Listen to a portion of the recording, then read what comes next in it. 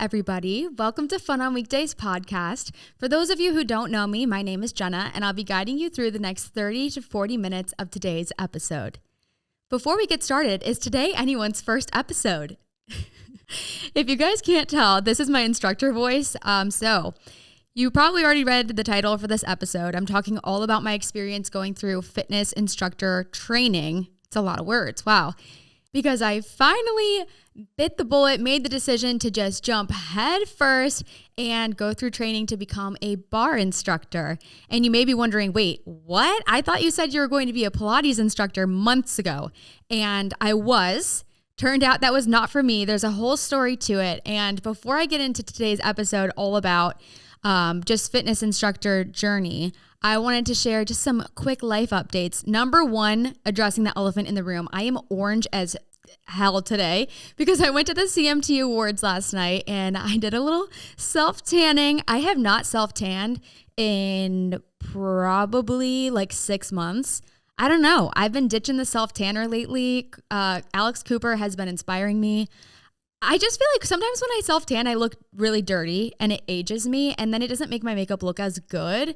So I did self-tan. That's probably why I'm very orange in this video. Just ignore it, okay? If you don't watch my podcast episode, then you have no idea what I'm talking about. But if you do, my podcast is also available on YouTube for anyone who likes to watch. So yeah, last night I went to the CMTs. It was hosted here in Austin, which was so cool. It was our first awards show that's ever been in Austin. And it was at the Moody Center, which is a huge, huge arena. And you're probably wondering, why were you invited? Well, I thought the exact same thing, don't worry.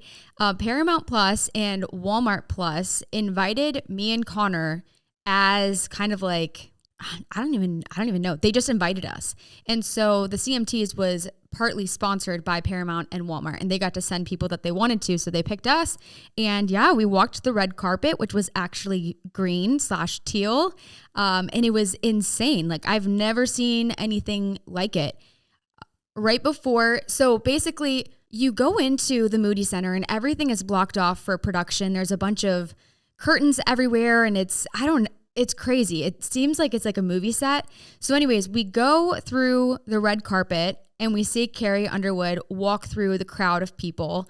And then beyond that, there's the press red carpet. So there's like two. There's one that's public and there's one that's private.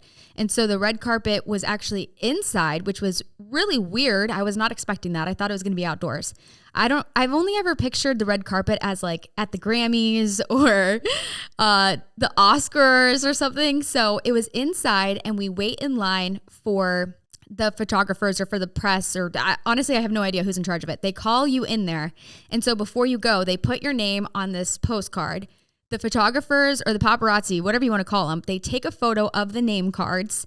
And then all of the photos that follow, they know when they go back through to submit the photos for press are all of this specific person. So right before us was Carrie Underwood. Carrie Underwood walks in. We were supposed to go. And then Carrie walks in and we're like, oh, Carrie, all you, girl. You are way more important than us. No one gives a shit to take a picture of us. And so, you guys, her legs look even more insane in person. Like, it's just wild. If you look up Carrie Underwood CMT 2023, look at the photo of her legs. It's ridiculous. It almost looks like it's Photoshop because her calves are just like protruding out of her legs. It looks like you could pop them. It's insane. So she went, and then Travis Kelce came in. And so he was right before us, and then we went. And so basically you walk on this little carpet. There's all these photographers everywhere, and they are all yelling your name, just like you would imagine in a movie or something. They're like, Jenna, over here, to your left, to your right, straight forward, give us a smile. It's so weird because I know for a fact they're like, who the fuck is this girl?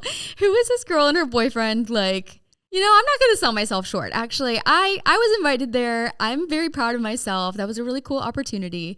And yeah, I don't need to make fun of myself for it. So anyways, there's 3 like little sections. And so you go and stand on this tape, you pose, you do a couple snaps, and then you go to the next set of tapes. And so you get all the angles, good and bad. And then once you hit the third, you just walk all the way to the end and then you're done. Then we went inside, we watched the awards show. It was so cool to see it in person because it's recorded live. And I've only ever seen it on TV, so I didn't realize that it's all produced. I don't know. Really, really cool. So grateful to have been there. Thank you to Walmart and Paramount for sending us. Insane opportunity, once in a lifetime. Another update is you guys may have seen I did a Taylor Swift Eras Tour giveaway. I gave away 2 tickets for the April 22nd show in Houston. That's actually the show that I'm going to be at. I bought tickets for it and I surprised my best girlfriend Lily to come with me. So I'm really excited to do a girls' weekend. But the only reason why I'm able to even get those tickets is because people like you who are listening support me and have provided opportunities through social media that I'm able to make an income from it. And then I use that to eventually, obviously, buy tickets. Unfortunately, I had to buy tickets resale. So candidly, a lot of people are like, how'd you get tickets? Like, where'd you find them for sale? You guys, I was counting my blessings and hoping that I wasn't getting scammed because I bought them resale from Vivid Seats and what was the other one? Not SeatGeek, StubHub. Vivid Seats and StubHub. So you buy the tickets and then you get an email that's like, your tickets will be delivered on so-and-so day. And one of my ticket sets were supposed to be delivered within 2 weeks. I'm like, holy shit, 2 weeks? That's a long time. Like, why don't they just send it right now? Because the person who originally bought it, they sell it. And I guess what I envision is kind of like Facebook Marketplace is you post it. When you get the notification that someone buys it, then you have to send it and you have 2 weeks to send it. And if not, then like you claim it as scam. So anyways, I got both sets of tickets. So me and Lily are sitting in section 129 and I couldn't get 4 tickets all together. And plus I just figured, whoever wins the giveaway, they might just want to like have their own night. Like I don't want to just assume that they want to hang out with me all weekend. And I want them to just have their time with their friend or whoever they ended up bringing. And so their seats are like literally just a couple of seats away from us. Very, very close to our section. I think their section is 130. So my friend Megan was at the show in Arlington this past weekend, and we actually have basically the exact same seats. She sent me photos, and it looks like it's going to be a really good view. So I'm so excited. I am wearing this gold jumpsuit that's probably going to make my legs chafe so bad. It's all beaded, and it's like a little leotard. I was going to wear this gold fringe dress, but then I was like, you know what? When am I ever going to wear a leotard ever in public? And it looks so similar to some of the outfits that Taylor's been wearing. So I'm really, really excited.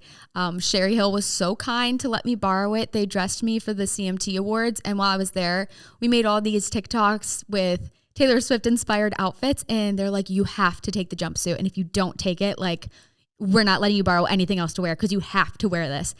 Not actually. They didn't actually say that. They were not forcing me or anything, but it's really cute. I'm really excited. The little fringe thingies, I feel like will be uncomfortable by the end of the night, but beauty is pain, right?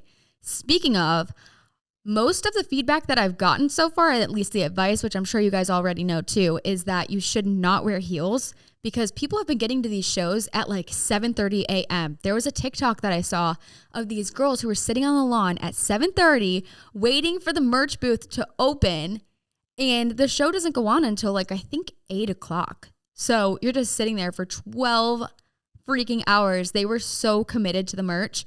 I don't know if I have it in me, but I am going to try to get some merch. We'll see. I know you can order it online. There's just a big back order for it, so you probably won't get it for months, but that's a good thing to take in consideration if you're going to one of the shows later in the year or in like a couple months.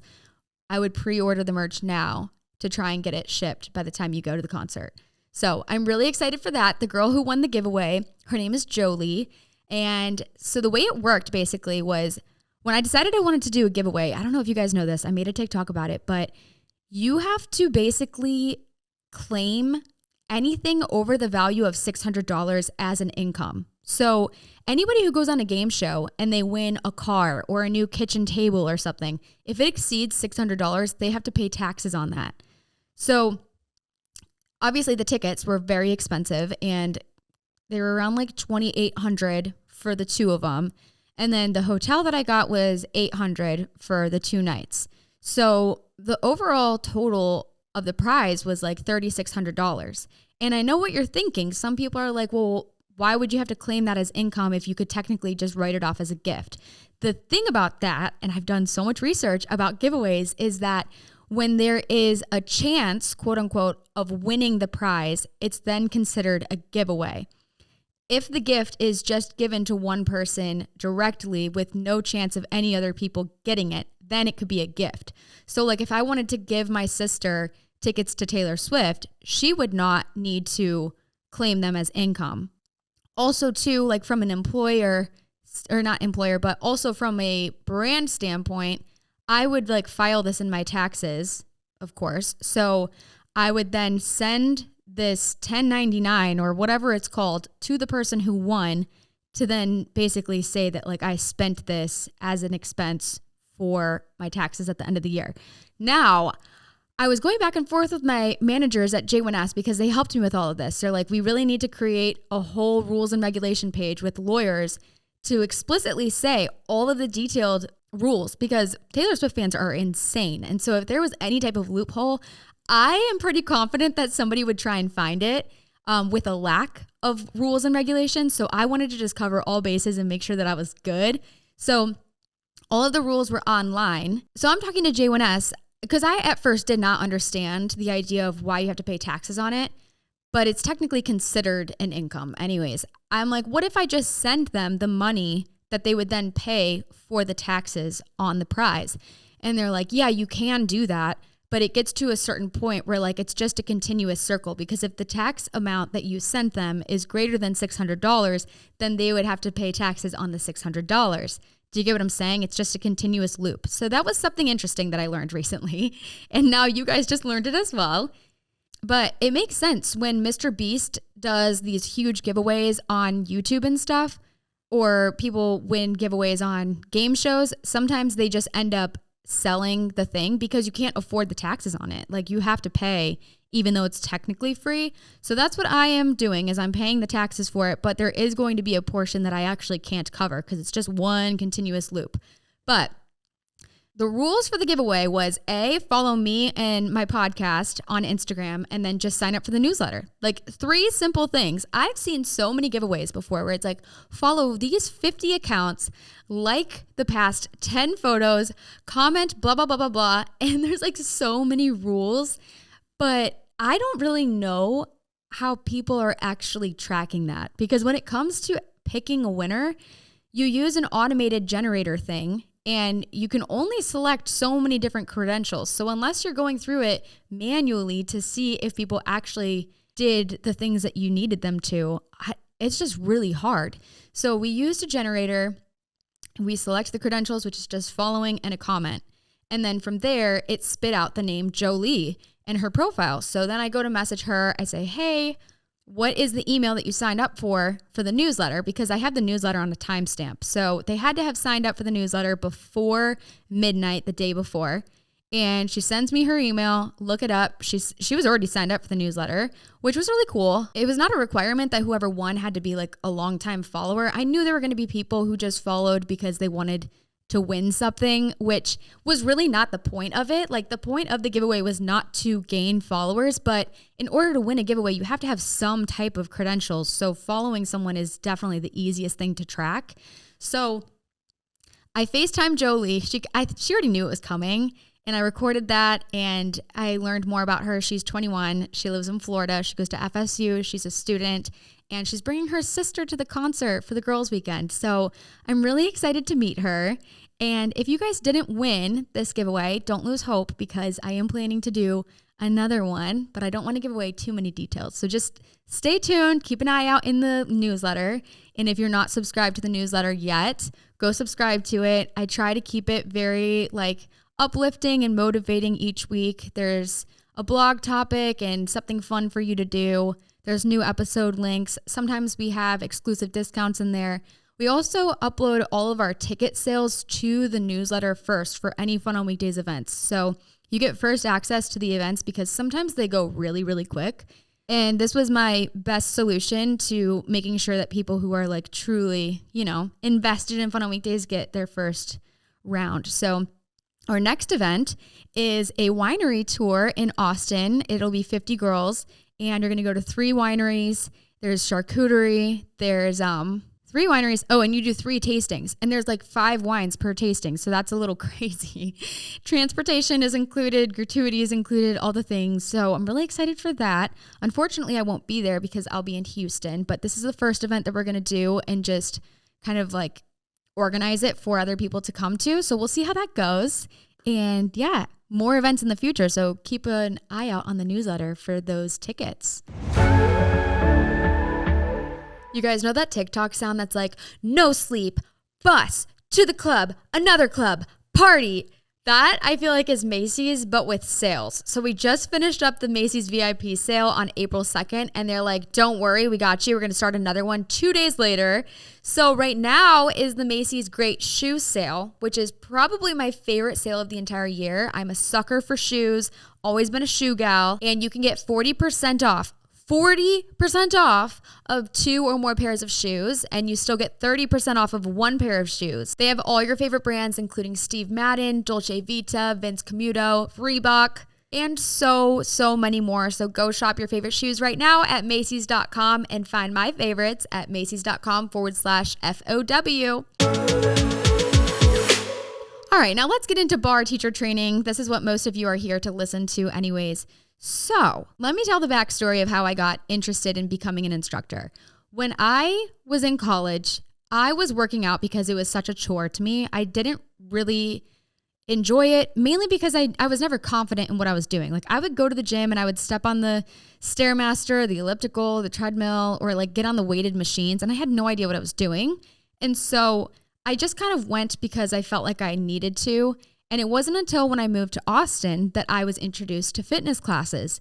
Prior to this, I had never taken a yoga class, cycling, barre, nothing. I feel like I was opened up to this entire new world that I was just missing out on. And the fitness classes just became this really motivating and comforting, like safe space for me. So I started going to True Fusion in South Austin. It's on South Lamar. And it's basically this studio that has 5 different studios within it.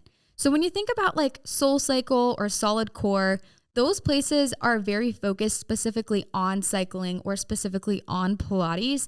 And for me, I couldn't justify getting a membership there because then that means I'd only be able to do that one specific type of workout.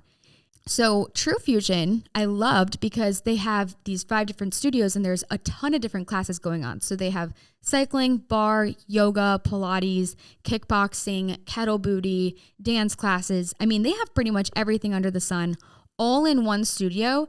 And when you have your membership, you can sign up for any single class. You're not limited to just one specific type of workout. And so for me, when I moved here, it was, like the peak pandemic. Oh my God, it sounds weird to say those words. I feel like I haven't talked about it in a while, but it was peak COVID and I was going to this fitness studio. You had to wear a mask while you work out plus a freaking sweat shield. And it was absurd because a lot of the rooms are heated and the workouts were really freaking brutal, to be honest. But especially during a time when nothing was really open, fitness and going to these classes really became the highlight of my day. And that's why so much of what I do for fun now is kind of revolved around health and fitness because I just genuinely enjoy it. Like it's really fun. It's a highlight. And so over the past 2 years, I feel like I've gotten a lot more confident in myself when I am in the gym and it's become a very safe place. So one day last year, I was taking a cycling class. And by the way, if you've never taken one, you absolutely have to. When you watch videos of people doing it, you're like, that looks so cheesy or tacky. And people are like dancing or whatever. I've seen TikToks where people make fun of them and they're like, oh my God, this looks horrible. It's like whatever. And I took this class and Courtney Coordinato, I always say her last name wrong. Courtney, if you're listening to this, I'm so sorry. She was the instructor. And we had just finished like a push where you are just going so as fast as you possibly can, as hard as you possibly can. You're dripping sweat. Your heart is beating faster than it's ever beat before. And you're pushing yourself past a limit that you ever thought possible. And she starts giving this motivational speech all about how like you have to let go of what people think about you. And if you are someone who really values people's opinions, then like this class is to let go of all of that. And whatever she was saying, it just really, really spoke to me and whatever I was dealing with at the time. And I just remember literally crying. And I'm like, is this are these tears or is this sweat? Like, are my eyes sweating? Because my entire body was sweating. And it was just this really like empowering feeling. And I walked out of that class. I posted about it. I was like, I've never cried in a workout before. And if you've never had that feeling, I wish that upon everyone, because it is, I mean, it's an inexplainable feeling to be so proud of yourself, to know that you're doing something so difficult because you're putting your mind to it and challenging yourself and growing. Like, it's just a really insane feeling. So that moment I was like, wow, I would love to be an instructor because I want to make other people feel like this. And so last year I'd shared numerous times that I was just feeling really lost in my like career. I had been doing social media full time for a little over a year at that point.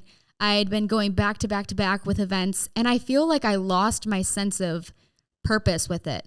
At first, my purpose was to bring people together and, you know, to like empower people to meet new friends and to have fun. And over time, I just got so lost in like trying to prove something to people, or mainly trying to prove something to myself. And as every event got bigger and more elaborate and more decorations, I just felt like I kept losing sense of like fulfillment with it, I guess. And so I had a moment last year where I really started questioning what I'm doing, because I myself didn't know who I was, and I'm still trying to figure that out. I talk about that all the time. I don't know if anyone ever really truly knows exactly who they are, because even once they do, like, it kind of changes just as life changes.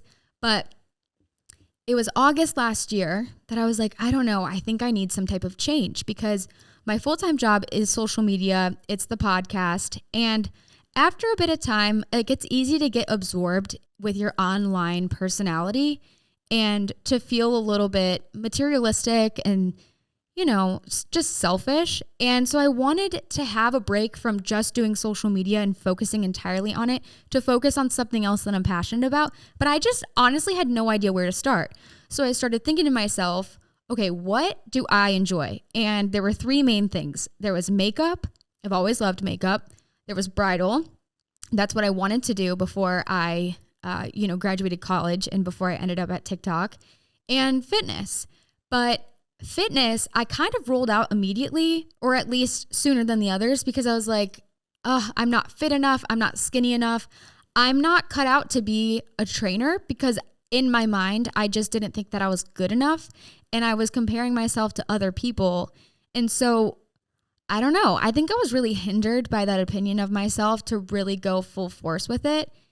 And so then I went into some other things like bridal. I interviewed at 2 places, which I gave an update about this before, but if you haven't listened to that episode, I interviewed at 2 places. Ultimately, the one place decided that they weren't looking for anyone at the time, which was kind of ironic, because like, why did you interview me then? But I don't know. And then the second place, I didn't hear back for over a month. And so when I didn't hear back, I was like, okay, obviously I didn't get the job, or, you know, whatever, maybe they decided something else. And so I started thinking about, okay, if that's not an option, what else can I do? So I decided I wanted to be a Pilates instructor. And mind you, I've taken the majority of my classes at True Fusion as either hot bar class or cycling. And I love cycling. I probably take the most cycling classes, but I personally don't think I would want to teach cycling, because it's the one class that you actually have to do full out the entire time. Like, you can't just get off your bike and walk around. Whereas in Pilates or barre, you walk around the room, you fix form, and, you know, you kind of like talk through it, and you don't have to do the whole exercise, because I know in my heart I was not in the best shape to have the endurance to go through all of that. So I decided against cycling, and I thought, let's do Pilates, because barre, I couldn't teach right away. I would have to wait until the spring in order to do teacher training.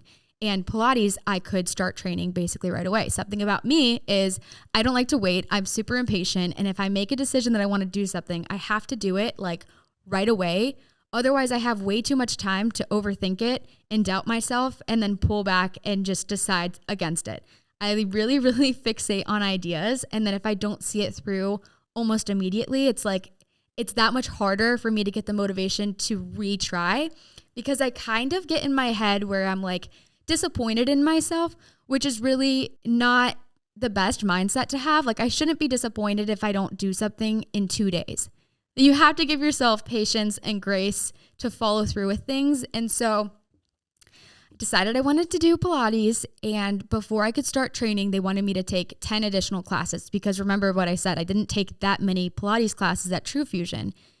And so I got to, I think, class number 7, and I was struggling to get all of the 10 classes done because honestly, I kept making excuses. It was around the time of Thanksgiving. My family was in town, and then it was Christmas, and then I was going back to Ohio. And when I did have time to go work out, I just didn't really want to go to Pilates. I wanted to do other things because Pilates at True Fusion is fucking intense. It's insane. It's like cardio, HIIT. It's very high energy. And a lot of other Pilates classes are like really chill, kind of calming, reformers Pilates. And this is not that. This is on the floor. It's like weightlifting. I don't know. It's just a lot. And so I realized after 7 classes, okay, this is not for me. I don't personally like love taking these classes. So to love teaching it, I think would be difficult. And so again, I got really down on myself and I was feeling really guilty. And as more people on social media were asking me whatever happened with Pilates training, I felt like I felt fake, if that's a good word. Almost like I had kind of let people down, or I wasn't sticking to my word, because I'd shared that I was going to do this Pilates thing and then I just never saw it through. And I felt really guilty and down on myself about it.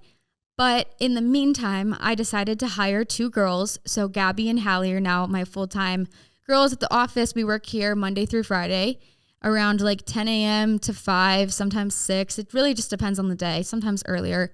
Which, by the way, I do not believe that anyone needs to fully work 8 hours a day. Like, unless you're in the service industry or you're a nurse or a teacher, or like you're working physically with people, an office job, you do not need to work 8 hours a day. Like, I think people are just filling up their calendar with calls that don't need to be calls. They can just be emails. And yeah, so that's my mentality when I'm here at work, is if they're done with what they need to finish for the day, they don't need to fuck around and just like make use of themselves for like an additional 3 hours. Like, I want you to leave and go enjoy your life and have a life outside of work. Like, that's the whole point of what Fun on Weekdays is. So when I hired them, I started having a lot more free time myself, which is really great because I was able to offload some of the things that I'm not super great at that take me a lot longer onto Gabby, who can make me graphic designs like literally in 30 minutes, whereas it would probably take me 3 hours and it would look like shit. And Hallie, who's now helping me plan the events, we've gotten through our schedule basically for the year. And we've made so much progress that it's opened up more possibilities for me to focus on my other passions in life, which I feel like is so integral for me to truly feel like myself, to actually make this podcast enjoyable. Because if I'm being honest, I feel like last year I was a little negative, and it definitely portrayed in some of my content, not just on TikTok and Instagram, but like on the podcast too. And I hope that you can recognize my change in mentality lately. And I really think a lot of that is due to allowing myself to have fun again and not feel guilty about it. And now having help and good people around me that also believe in me too is so integral. So Hallie and I are planning this fitness event, right, with True Fusion. And as I'm emailing Nikki, the general manager at True Fusion, I'm like, this is so weird. When I told Nikki that I didn't want to do Pilates anymore, she was like, oh, maybe you should just wait it out until the spring when we do barre teacher training, because it's a whole program and it's scheduled. And if for whatever reason, it came back to mind. And I was like, oh, she never emailed me that. And then I look through all of my emails, because at this point, I think I have like 6 or 7 different accounts.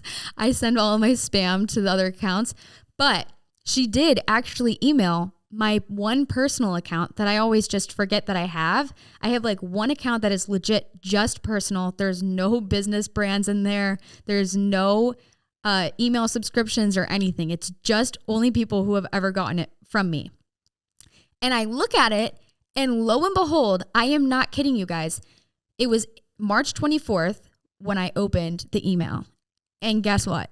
Training started on March 25th. And so it's 5 p.m. I'm like about to pack up and leave the office. And I email Nikki back. I'm like, Nikki, what are the odds? I just saw this email that I can join tomorrow. Like, I know it's so last minute. It's totally okay if not. But I don't know. I just had this feeling in my gut, like, holy shit, I was supposed to see this today, even though it's so last minute. Like, I am the kind of person that's very impulsive. And so I kind of liked the fact that I had no time to overthink it or talk myself out of it or tell myself that I wasn't good enough or strong enough or skinny enough or any of these things. And turns out she emails me back and she says, we actually printed an extra manual. We'll see you tomorrow. So the next day I show up to teacher training and I'm so happy that I did it. Like, I don't think I've ever felt as proud of myself as I do right now. Like, it is really hard. I've taken a lot of fitness classes, and when you're taking the class, you think to yourself, oh, I could do that. I could be a teacher. Okay, then do it. And I always had that mentality. And for whatever reason, I had something blocking me until recently. So I show up and let me tell you about training. This is basically how the whole process works. It's 3 weekends long. We train Friday night, all day Saturday, all day Sunday. So basically the first night we show up there, there's 8 girls in our training class and we go around the circle. We all say our names, what brought us there, what's our reasoning for wanting to be an instructor, and I'll share mine. So I kind of shared with them, like, I do social media, which at times can feel very materialistic and self-absorbed. And I just wanted a way that I can impact other people's lives and like make a positive change to help people feel more confident. And like, I don't know, I just want to be the highlight of someone's day. And I also want to challenge myself and do something new because that's what I always preach to other people. But realistically, when was the last time that I did that on like a larger scale? Day to day, yeah, you can challenge yourself, but like, I haven't really had a long-term goal that I've challenged myself at working towards. So this was something that I really just wanted to do for myself, just to prove that I could do it. And if I get through training and I decide it's not for me, well then who cares? At least then I know that I tried and I gave it my all. And that's all I needed in order to kind of like close that door and move on if I decide that this isn't for me. So go around the circle, share that. And all of the girls, by the way, are the nicest people I've probably ever met. I feel like I've made 7 new, really good friends that I will 100% keep in touch with. Like, everyone is just very inspiring and motivating and so kind and uplifting. It's the most positive environment that I've ever been in. And it really just inspires me on my day-to-day life. I'm really, really happy that I've met the girls that I have. We go through the history of barre and just more about the class that we're going to be teaching, which is barre foundations. And at the beginning of the episode, I kind of gave you my script that we give at the beginning of a class, but we do say barre foundations is a more traditional style class. We'll focus on specific muscle groups for around 10 to 12 minutes. You'll burn, shake, and sweat, and we'll follow each workout with a series of stretching to help lengthen and lean your muscles while increasing your flexibility. And that's exactly what the class is. It's very low impact. It's basically just these really tiny movements and isometric holds to focus on specific muscles. And unless you're focusing your mind to your muscle and slowing down and literally forgetting everything else in the world, you are not going to get the most out of this workout. And I feel like the reason why I love barre so much is because you don't have to be incredibly strong. You don't have to be in the best shape ever. All it takes is just mindset. Literally, that's it. Mindset and breath, focusing on what you're supposed to be flexing and making it the tiniest movement that you can. And you see results. It's so interesting. And I also feel so beautiful and pretty while I work out versus when I lift weights. Sometimes I feel like badass and sometimes I want to feel like that. But when I do barre, I just feel very like, I don't know, I feel pretty and I feel empowered. And I love when I walk out of a studio, and I want everyone to have that feeling. So basically that's what we learn on the first day. We go through the whole training. They say what we're going to do for the next 3 weeks. And so it's 3 weekends long. And luckily, I have been traveling so much, but for whatever reason, these 3 weekends, I'm actually not traveling at all. I am in Austin. So I felt like that was also a sign too, that I was meant to do this right now. It wasn't supposed to work out when I did Pilates the first time. I was supposed to learn something from that, and I did, and I came back stronger, and now I'm fully committing to it, and it's just working out. So Saturday, we were then given the script to basically learn our first segment of the class. So we start with our warm-up, and you don't realize how much goes into instructing a fitness class until you're given a script and you're given the anatomy of each bone and muscle that we work, and just articulating exactly how to guide people through a class. Instead of saying like, do a push-up, you have to basically break down the entire setup for how people should even get into a push-up position. Like, you have to teach them everything, and you only have 60 minutes to do it. So that was the most challenging thing for me, is just understanding how to change my vocabulary and articulate my words. So there's a formula that you learn, and it's verb plus body part plus direction. So it would be like, let's see, squeeze your hamstring to lift your foot up, or bend your knees to align your feet in front of your hips. Instead of just saying like, bend your knees, you have to give context to it. And it's been really, really difficult to just completely rewire my brain while memorizing that, plus the setup of the move, plus the actual move itself, plus the musicality of it, doing things to the beat of the music and using breath, and then also correcting form, walking around the room and fixing people who are doing things incorrectly. And then also remembering like, oh, fuck, what's next? And so it was really difficult. Then the second day of training, we had to get up on a podium with music on and teach to the 7 girls in the class. And mind you, we all just met each other. We all have different levels of comfortability when it comes to speaking in front of others. And I thought that I was like comfortable and confident because I do a podcast. Like, this is what I do. I stand behind a microphone every week and I talk to people. But it's different when you're in front of people and you're timed and there's a whole script plus choreography plus music that you have to incorporate. It's a completely different ball game. So I was totally out of my element.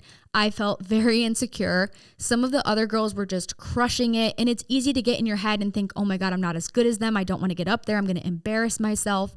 But with every time that I get up in front of people, I truly feel like I am growing individually, not as just like an instructor, but just my confidence. I'm building my confidence as I do this, because every time you do something hard or challenging or you make a mistake, you grow from that. And so the first time that I went through my sequence, I had so many mistakes. And after each person goes, our instructor, Nikki, goes through and she gives us critiques and feedback on things that we need to change or improve. And so mine was, I kept saying, we're going to. So basically after every single move, I'd be like, next we're going to do forearm planks, or now we're going to turn onto our backs. And you have to cut all of those filler words out. So basically it has to be as direct as physically possible. Bring your right hip or waist touching the bar. Extend your right arm to hold the bar. Place your left hand around your waist, gripping the bar. Squeeze your hamstring, squeeze your glutes to lift your left heel.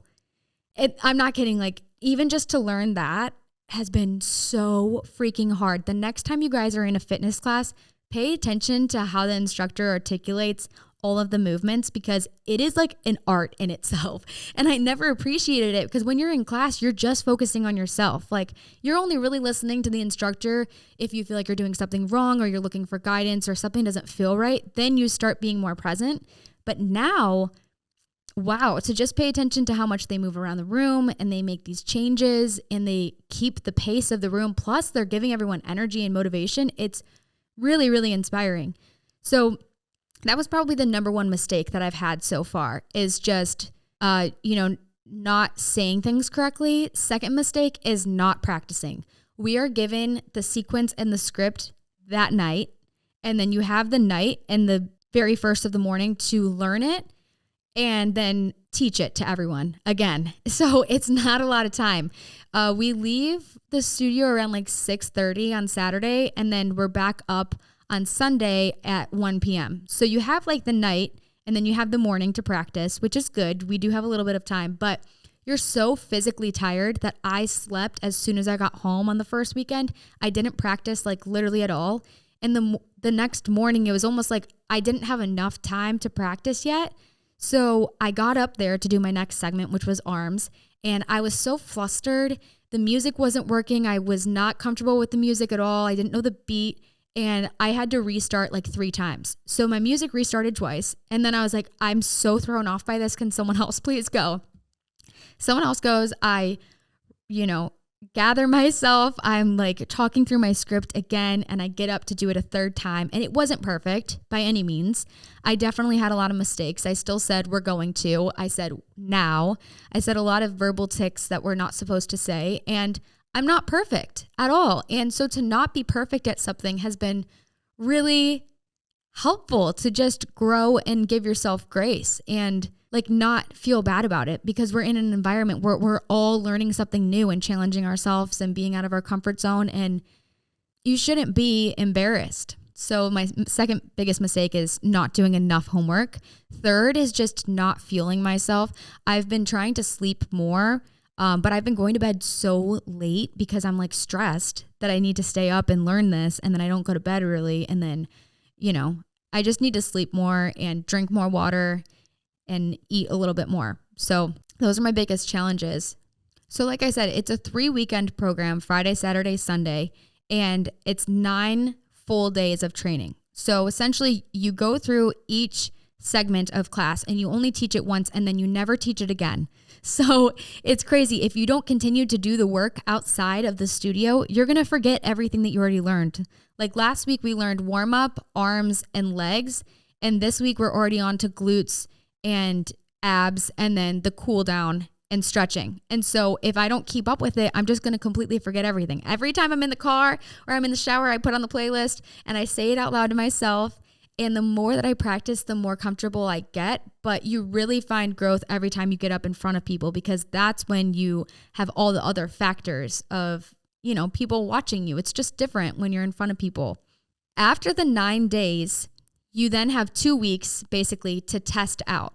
And so, yes, after you finish the whole training, that does not mean that you graduate and you get your certification. You have to test out, and you can test out numerous times if you don't pass it the first. It's basically a private class where people from the training come and take your class, people from the studio come and take it, and then you can invite friends and family if you want to, and you get tested. And this is the first time that you've ever publicly put every single piece of what you've learned together in one class for a full 60 minutes.